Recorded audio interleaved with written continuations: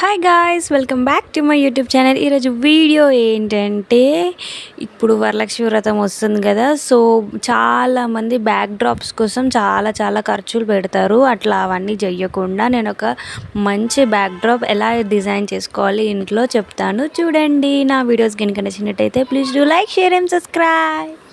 So video ఏంటంటే, ఒక red colour cloth 1 మీటర్ది తీసుకోండి. తీసుకున్న తర్వాత ఇలా నేను వీడియోలో చూపిస్తున్నట్టు మొత్తం బార్డర్స్ అన్నిటికీ ఇలా గొలుసులాగా డిజైన్ వేసుకోండి. డిజైన్ వేసుకున్న తర్వాత మధ్యలో ఒక ముగ్గు, లైక్ చిన్న ముగ్గులు ఏవైనా, ఆర్ 6 చుక్కలు, 5 చుక్కలు, 7 చుక్కలు, ఇట్లా ఏ ముగ్గు వస్తే ఆ ముగ్గు. ఇలా తింపుడు ముగ్గులు అయితే చాలా అంటే చాలా బాగుంటుంది, ట్రై చేయండి.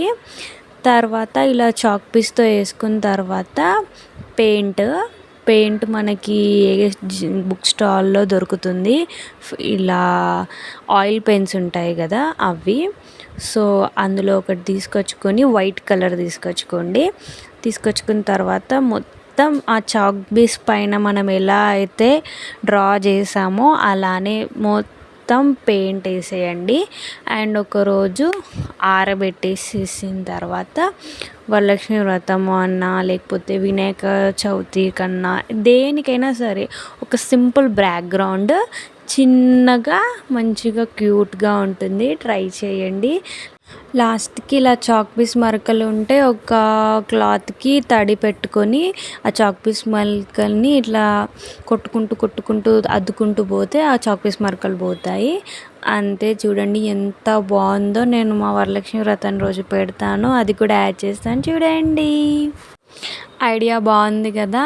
నా ఐడియా నచ్చినట్టయితే ఒక లైక్, షేర్ అండ్ సబ్స్క్రైబ్ చేయండి. చాలామంది సబ్స్క్రైబ్ చేయకుండానే చూస్తున్నారు. ప్లీజ్ సబ్స్క్రైబ్ చేసుకొని చూడండి. ఇంకా ఇలాంటి వీడియోస్ చాలా చెప్తాను.